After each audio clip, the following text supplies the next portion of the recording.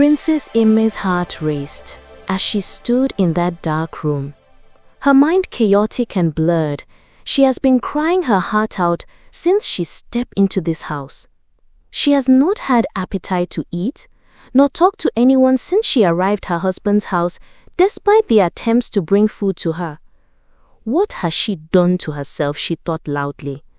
The person she thought was the most handsome man in the world has turned out to be the beast.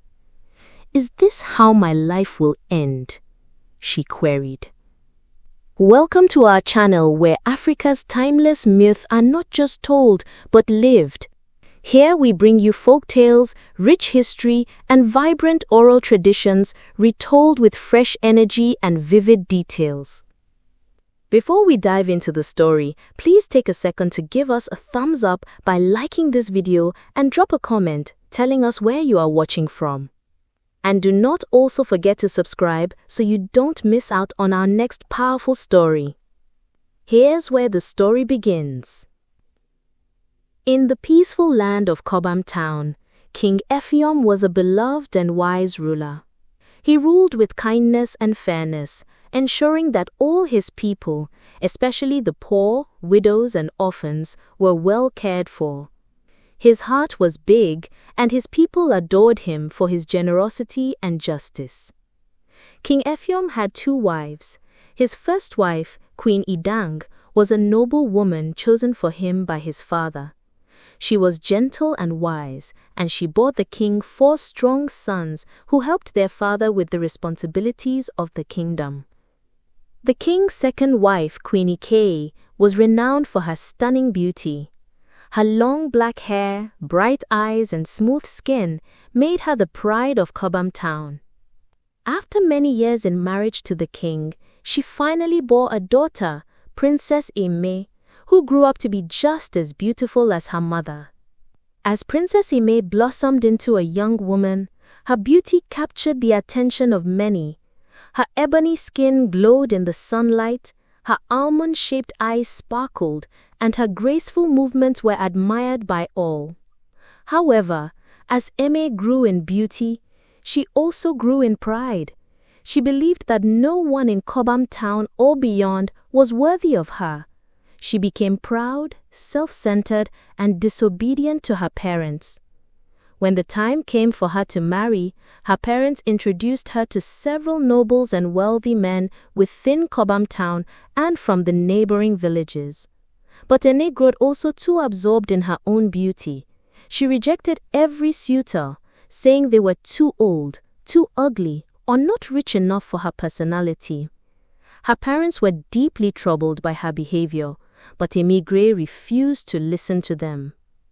One day, after turning away another suitor, her father, King Effiong, called her to the palace. He spoke to her with a heavy heart. "My daughter, you are old enough to marry, yet you reject every good man who comes to ask for your hand in marriage. Why do you disobey us this way?" Princess Eme looked at her father with a dismissive smile. "Father, none of these men are worthy of me.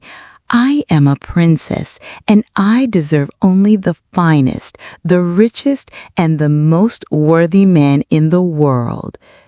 Her father shook his head in disappointment. "My child, beauty is fleeting, but love, kindness, and loyalty last forever. Do not let your pride lead you down a path of sorrow." But Princess Eme would not listen, and her parents were left in sorrow, praying that one day she would learn the error of her ways. Little did they know that far away in the spirit world, a skull had heard of Princess Eme's beauty and pride. He was a spirit, not a human, but he decided that he would trick the princess into marrying him. He gathered pieces of body parts from other spirits, a handsome head, strong arms, sturdy legs, and a muscular body, until he looked like the perfect man. Disguised as a handsome stranger, he made his way to Cobham Town. On market day, the Skull Man, now calling himself Ekong, arrived in Cobham town. His beauty and charm caused a stir, and news of his presence quickly reached Princess Eme. Her curiosity was aroused. She dressed in her finest clothes and rushed to the market to meet this mysterious man. When she saw him, she was captivated by his looks and wealth. He was everything she had been waiting for. They met and got talking. "Hello, you must be Princess Eme, the most admired beauty in the land of Cobham town." Eme smiled and said, "And you are?" "My name is Ekong. I am from a distant land. I heard there are good fishes in this market, so I came to see for myself." "So how do you see the market?" Eme quizzed further. They were engrossed in their discussion until it was time to go home. At home, Eme continued to think about this stranger she just met. He is tall, well-built, and handsome too. From the way he was buying stuffs from the market, it seems he's rich. I would want to meet him again, she said to herself. The next market day, Princess Eme gorgeously dressed for the market with the hope of meeting up with Ekong, the stranger businessman who comes to buy and sell in their village market. As expected, Ekong, the Skull Man, came again to make his purchases, and the two met again. This time around, Ekong, the Skull Man, did not finish his trading on time and could not go to his home that same day. Princess Eme used the opportunity to invite him to her home. The Skull Man was delighted and went home with her, and on his arrival, he was introduced by the princess to her parents, and he immediately used the opportunity to ask their consent to marry their daughter. At first, they refused, as they did not wish her to marry a stranger. But at Ekong's insistence and assurance, King Ephraim reluctantly agreed, and wedding arrangements soon started. But as the days passed, strange things started happening. First, the palace maids noticed that Ekong would often disappear for long hours. Whenever someone asked where he had been, he would simply smile and say, "I was taking a walk." But no one ever saw him leave or return.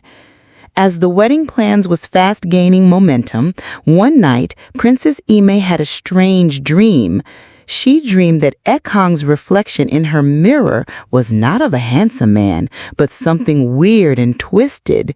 In the dream, his face melted like wax, and behind his beauty was something ugly and frightening. Eme woke up in a cold sweat, but she brushed it off. "It's just a dream," she told herself. "Ekong is perfect." However, the dream wouldn't leave her mind, and the next morning, when she saw Ekong, something felt different.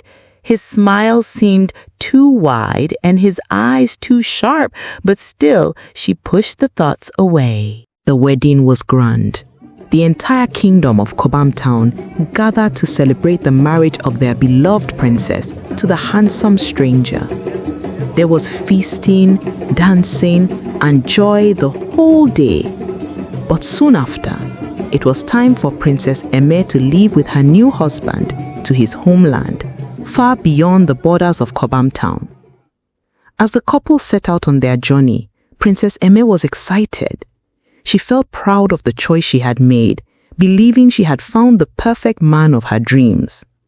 But after several days of walking through the dense forest, something strange happened. As they crossed the border into the spirit world, Ekong began to change. One by one, the parts of his borrowed body were returned to their original owners as they were by the gate awaiting Ekong's arrival. The handsome legs, the strong arms, the beautiful head, until all that was left was the ugly, lifeless skull. Princess Eme screamed in horror. "What have you done to me? You are not the man I thought you were." The skull, in its natural form, laughed menacingly. "Ha ha ha. You were too proud to marry anyone from your village, so now you must live with me in the spirit world. Terrified and full of regret, Princess Eme had no choice but to follow the skull to his home. There she found his mother, an old, frail woman who could barely move.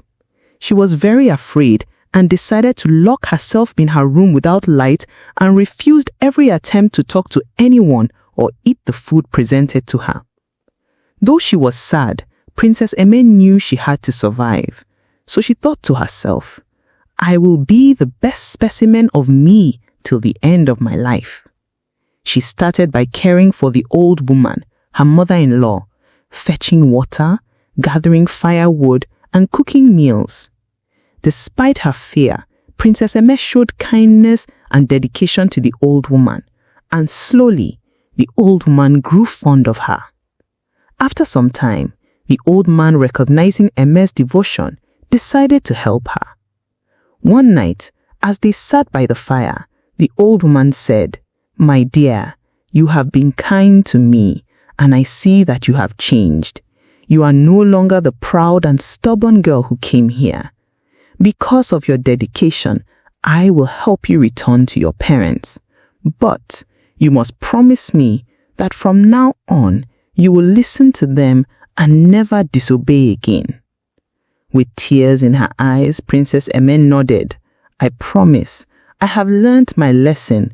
I will never disobey my parents again in this life. The old woman smiled and, using her magical powers, called on the wind to appear. First, a whirlwind blew, and she immediately dismissed that, saying that Eme had a calm and gentle spirit because of how Princess Eme took care of her.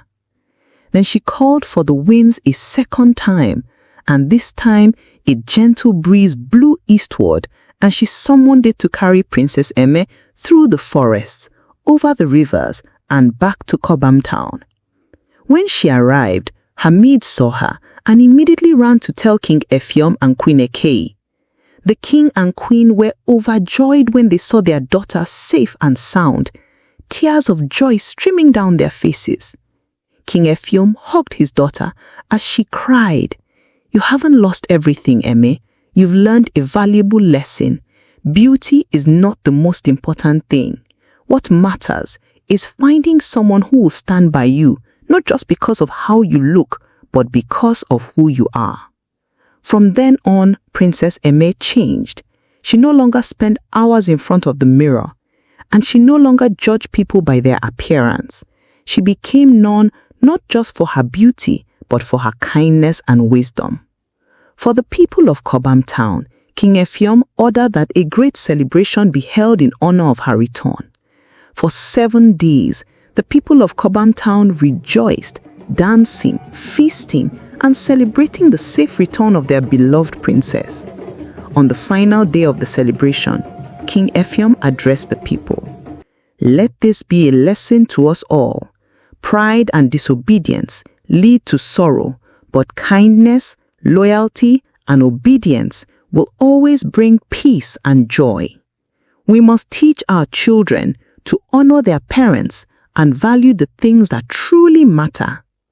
Princess Eme, humbled by her experience, stood beside her father. She had changed. No longer proud and disobedient, she vowed to live a life of honor and dedication. Years later, when she finally found someone to marry, it wasn't because he was the most handsome man in the kingdom. He was kind, loyal, and wise, and he loved her not just for her looks, but for the person she had become. And so Princess Eme lived happily, having learned that true beauty comes from within, and that the most important things in life cannot be seen with the eyes, but with the heart. Thank you for being a part of today's story. Share your thoughts in the comment section. We would want to know what touched you most in this story. Don't forget to like and share. You never can tell how far it will go to shape someone's life.